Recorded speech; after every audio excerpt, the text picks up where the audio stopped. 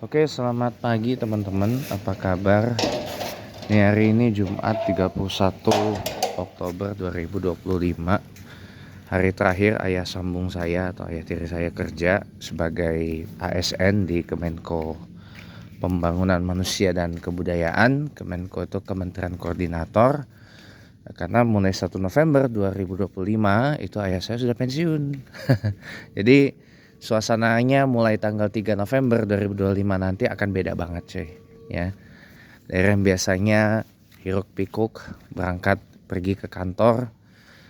Jadi beliau ya di rumah pensiun. Saya yang berangkatnya selalu paling pagi.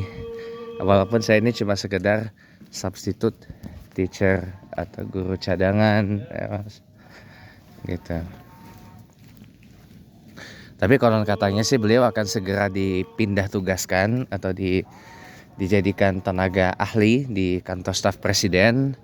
Katanya sih sedang diurus sama Menko Pratikno, mau dijadikan tenaga ahli dari kepala staf presiden atau chief of staff dari Presiden Prabowo Subianto, yaitu Pak Kodari. Beliau teman saya sebenarnya Pak Kodari itu, cuman nggak begitu dekat. Ya doakan, mudah-mudahan keterima jadi tenaga ahli walaupun statusnya turun dari pejabat struktural menjadi pejabat non struktural. Jadi ibaratnya tuh ya cuma sekedar pejabat fungsional doang sih. Gitu. Tapi nggak apa-apa lah. Ya yang penting ya saya doakan beliau ada rezeki lah. Saya doakan ya sambung saya selalu ada rezeki untuk beliau lah, amin. Walaupun juga beliau punya usaha homestay atau guest house di kampungnya di Cirebon sana. Saya selalu bilang sama mama saya that will provide a rebound in his life gitu. Nah teman-teman semua, saya kembali lagi akan membahas tentang masalah usia pensiun. Kan usia pensiunnya kan di Indonesia ini kan dirubah. Ada perubahan nih. Banyak pihak yang nggak setuju katanya. Ini kan perubahan batas usia pensiun ini kan diusulkan oleh BKN, Badan Kepegawaian Nasional. Nah, ada yang mengatakan usia pensiun untuk pucuk pimpinan itu ditambah jadi 65 tahun gitu. Tapi kalau untuk pejabat-pejabat fungsional lain seperti dosen, seperti guru besar dan seterusnya ditambah menjadi 70 tahun gitu. Ada yang nggak setuju memang. Kalau saya sebenarnya setuju-setuju aja, tapi bukan karena alasan pribadi, teman-teman. Makanya simak kenapa saya setuju sebenarnya dengan usulan itu. Karena gini teman-teman, yang nggak setuju itu kan biasanya membawa-bawa istilah regenerasi kepada generasi muda, ya kan? Regenerasi untuk generasi yang muda. Selalu bawa itu. Nah sayangnya saya tidak bermazhab seperti itu. Jadi mazhab saya, kenapa saya berpandangan begitu? Karena mazhab saya melihat dari seberapa kaya pengalaman orang tersebut bekerja, teman-teman. Makanya ini mazhab sebenarnya dianut oleh negara-negara barat seperti US, UK dan seterusnya. Ya. Di negara-negara barat yang usia pensiunnya rata-rata di atas 60 tahun. Paling tinggi ada di Nederland atau Belanda yang usia pensiunnya paling tinggi ada Ibu Tot, ini saya tahu, saya kenal. Tertinggi adalah di Nederland atau di Belanda yang usia pensiunnya adalah 67 tahun untuk pegawai. Jepang juga sama, usia pensiunnya di sekitaran 65 sampai 67 tahun.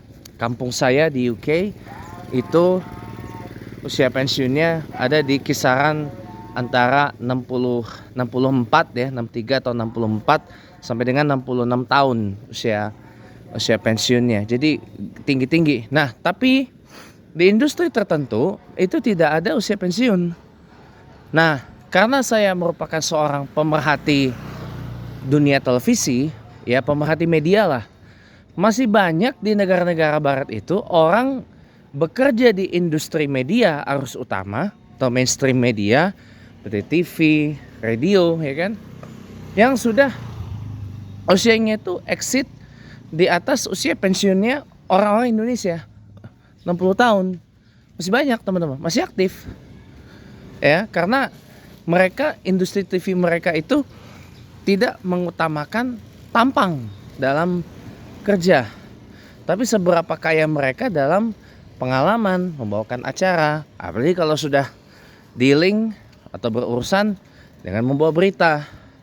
Nah, kalau udah bawa berita di televisi kan nggak bisa sembarangan itu, apalagi kalau udah breaking news. Nah itu, kalau udah breaking news, nah itu expertise dari para jurnalis itu dibutuhkan untuk memandu para penonton TV di rumah atau para pendengar radio itu untuk mengetahui apa sih yang membuat satu peristiwa itu disebut sebagai sebuah breaking news gitu. Nah kalau industri pertelevisian di sini masih mazhabnya yang penting tampang dulu nomor satu. Seberapa ganteng, seberapa cantik, seberapa aduhai, seberapa macam-macam. Yang penting tampang dan fisik dulu nomor satu.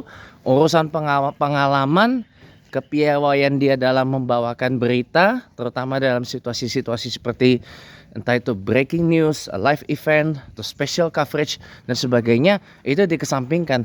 Anda boleh lihat ketika televisi pemutar break tiba-tiba menginterupsi acara regulernya dan tiba-tiba dianukan dengan breaking news, ya, tiba-tiba ada breaking news. Saya perhatiin sendiri banyak rata-rata para news readers itu kikuk dalam memandu breaking news itu karena nggak mampu mengeksplain, nggak mampu menginikan kenapa kok itu peristiwa bisa menjadi sebuah breaking news, gitu jawabannya. Jadi kalau Anda main-main ke TV luar kayak BBC News, kayak CNN, kayak ABC News Australia dan sebagainya, mereka masih mempertahankan para jurnalis gaiknya supaya kalau ada situasi-situasi tertentu berpengalaman mereka atau expertise mereka itu bisa kepake. Gitu teman-teman, itu bedanya di situ. Tapi kalau untuk sektor-sektor lain, saya rasa itu mereka juga punya undang-undangnya tersendiri gitu. Apalagi kalau civil servant ya.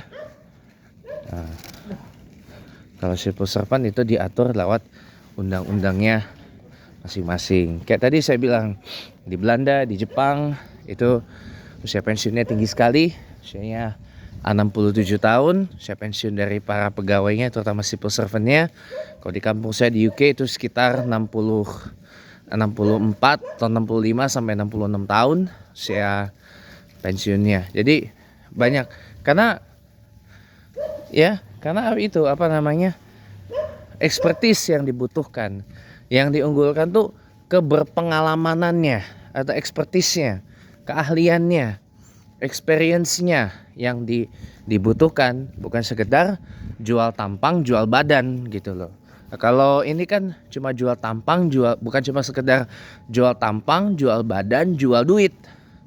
Iya, jual duit, jual koneksi, jual macam-macam. Kalau koneksinya elit-elit, wah cepat itu dapat. Benar yang dibilang Pak Purbaya Yudisadewa, Menteri Keuangan Republik Indonesia. Itu ada tuh kasus jual beli jabatan di pemerintah daerah. Ada itu. Ada. Jadi kalau koneksi kita kuat, dapat jabatan itu. Tapi kalau koneksi kita nggak kuat, ya sudah gitu. Ada memang seperti itu. Saya benarkan apa yang disampaikan oleh Pak Purbaya itu. Karena memang itu kenyataan terjadi di lapangan. Walaupun sebenarnya sudah ada sistem mekanisme lelang jabatan, tapi tetap aja kan ada aja yang masih melakukan transaksi jual beli jabatan. Ada itu, masih ada ternyata. Lalu apa lagi ya? Ya itu tadi, jual tampang, jual badan, jual duit, jual koneksi, macam-macam. Tapi dia tidak jual keahliannya, dia tidak jual ke ininya, gitu loh. Itu yang terjadi. Jadi saya benar-benar agak kritik mereka yang gak setuju dengan usulan dari BKN ya, yang menurut saya brilian, sebenarnya brilian loh usulan dari BKN ini. Cuma memang perlu waktu aja untuk membuat orang-orang di sini itu mengerti bahwa ya yang namanya kita kerja itu nggak hanya cuma sekedar yang tadi sudah saya sebutkan ya. Kalau disebut lagi nanti Anda tersinggung, jangan ya. nanti ada yang tersinggung masalahnya kalau nanti disebut lagi ya kan. Soalnya mohon maaf nih, yang namanya free speech itu has a painful reality. Bener, saya bicara apa adanya. Oh, kalau di jalan raya kita nggak bisa ini, kita belok sini aja. Jadi free speech has a painful reality. Ada kenyataan pahit di dalam apa yang namanya free speech, teman-teman. Saya beritahu apa painful reality of a free speech. Apa kenyataan pahit di dalam free speech itu? Pertama, free speech baru akan benar-benar bisa efektif kalau lingkungan di mana kita berada itu tidak memiliki mental snowflake. Mental snowflake itu kayak baperan, cengengan, gampang tersinggung, ya. Jadi mentalnya tuh seperti mental itu snowflake tuh runtuhan salju, ya, ringkih, lemah, tak berdaya dan seterusnya kayak gitu. Itu satu. Nomor dua nih, the painful truth of free speech, ya.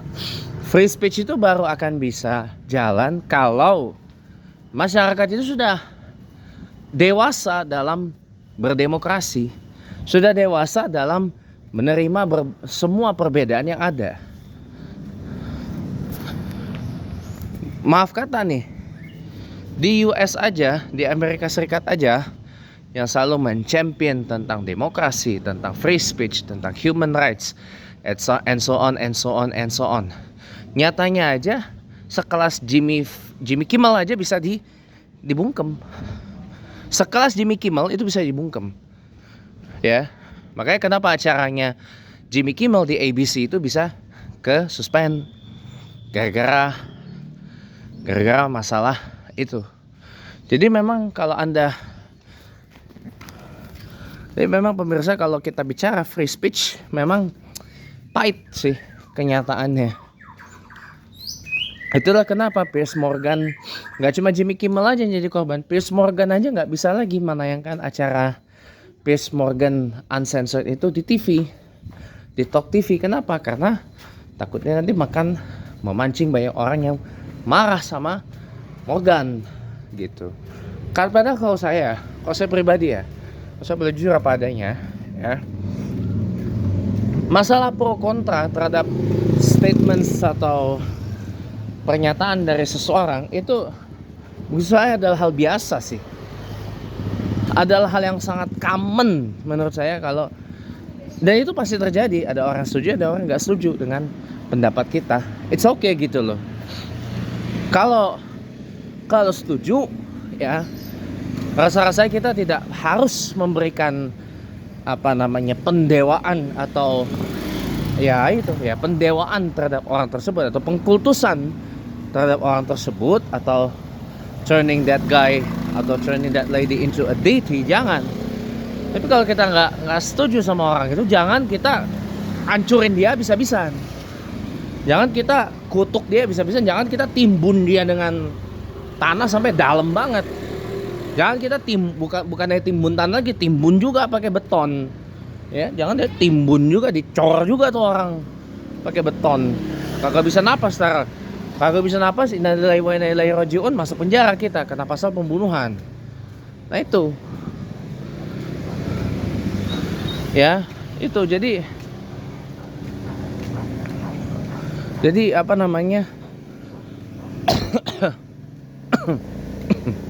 jadi itu sih realita pahit dari apa yang disebut free speech itu. Free speech isn't always mean free gitu loh. You are free to speak gitu loh. Bukan berarti kita benar-benar mutlak atau absolutely free to speak gitu loh. Itu maaf ya, saya harus bicara dengan sangat apa adanya di sini. Itulah kenyataannya. Bahwa kebebasan berbicara itu bukan berarti kebebasan yang mutlak banget, enggak teman-teman. Enggak. Kenapa? Karena orang juga punya kebebasan yang sama. Dan kebebasan orang lain juga lah yang juga menjadi penghalang dari kebebasan kita berbicara. Orang bebas untuk setuju, tidak setuju. Orang bebas untuk menyatakan suka, tidak suka dengan apa yang kita nyatakan. Dan orang bebas mau dia memberikan persetujuan, atau dia mau menyatakan bantahannya, atau pembelaan dirinya, atau macam-macamnya, yaitu. Makanya kadang-kadang maaf nih, yang namanya mulut, yang namanya pembicaraan itu bisa jadi sebuah malapetaka. Ya cuma gara-gara mulut, kita doang nih, bibir kita doang nih, ya nyawa seorang bisa melayang, ya nyawa seorang bisa melayang, ya bisa bikin orang jadi masuk penjara. Kenapa? Ngilangin nyawa orang. Ngilangin nyawa orang. Jadi makanya saya coba tekankan ini baik-baik sama Anda sekalian, para pemirsa, ya. Jadi memang itu sih kenyataan pahit dari sebuah free speech. Coba lihat Pak Purbaya. Pak Purbaya sekarang diserbu habis-habisan sama para komplotan yang gak jelas itu. Ya, apa tuh? Ya, buburan. Ya. Diserbu sama para termul, ternak KDM, kemudian para pejabat-pejabat, oligarki, koruptor, semua sekarang sedang nyerang Pak Menteri Purbaya. Gara-gara gaya koboynya, bicara koboynya. Ya itu memang gaya beliau berbicara, dan beliau punya hak, entitled to a free speech for it sebenarnya. Tapi pada kenyataannya, apa yang terjadi dengan Pak Purbaya, itulah pahit-pahitnya sebuah free speech. Kenapa? Kenapa tidak semua orang. Tadi ada musik. Ayo kembali lagi kita. Pada kenyataannya, tidak semua orang, saya kasih kesimpulan ini aja ya, biar mudah, biar enak nih. Tidak semua orang kuat akan pernyataannya Pak Purbaya itu. Tidak semua orang kuat dengan pernyataannya Pak Purbaya itu. Tidak semua orang kuat dengan gayanya Pak Purbaya yang seperti itu. Tidak semua orang cocok dengan gayanya Pak Purbaya yang seperti itu. Gak semua orang memang, ya. Tapi tentu saya berharap supaya Pak Purbaya ini jangan di reshuffle, ya diganti. Itu bohong aja kalau ada yang mengatakan, yaitu ngaku-ngaku analis intelijen dan sebagainya dan seterusnya, yang mengatakan Pak Purbaya terancam diganti gara-gara ribut bentrok sama para pejabat dan tolak bayar utang WOOS, ya, atau WUS, kereta cepat gak guna itu, ya. Saya bilang itu nggak benar itu. Itu mah pakar intelijen abal-abal. Saya mau beritahu Anda, pakar intelijen abal-abal yang seperti itu. Kalau masalah intelijen, kenapa saya lebih percaya sama Pak Hendro Priyono, Profesor AM Hendro Priyono? Karena memang beliau guru besar, ya, beliau pakar di bidang itu, daripada siapa tuh yang suka berkeliaran. Itu mah cuma mengada-ngada aja. Itu cuma ya iseng-iseng goreng-goreng sampai gosong lah itu. Iseng-iseng goreng-goreng sampai gosong, ya kan. Ya hitung-hitung untuk menyenangkan para orang-orang yang nggak suka sama Pak Purbaya gitu kan, menyenangkan para termul, para pejabat-pejabat yang nggak guna, ya, para orang-orang yang hedon-hedon dan seterusnya gitu kan, yang nggak kepengen rakyat Indonesia tuh kaya, gitu kan. Pak Purbaya ngajak rakyat Indonesia kaya, sementara para pejabat anti Purbaya mengatakan begini, biarin aja dah rakyat pada sengsara, yang penting gua berkuasa. Nah itu yang ada di pikiran mereka tuh seperti itu. Bodoh amat rakyat Indonesia mau kelapar, mau aus, mau nggak dapat kerja, mau usahanya susah, rumah jual nggak laku-laku dan seterusnya, orang pada kagak sekolah, makan mikir dan seterusnya dan seterusnya. Yang penting gua kaya, gua dapet jabatan, gua berkuasa. Itu perilaku para pejabat anti Purbaya itu seperti itu. Itu yang makanya kenapa saya suka dengan Pak Purbaya itu. Adalah sosok yang berani melawan pejabat-pejabat yang mentalnya mental seperti itu. Yang nggak kepengen rakyat kaya, cuma dia doang yang boleh kaya. Udah, itu aja. Ya. Itu pejabat-pejabat yang mental termul itu seperti itu, ya. Saya kira udah ya, teman-teman. Terima kasih udah nonton. Assalamualaikum warahmatullahi wabarakatuh.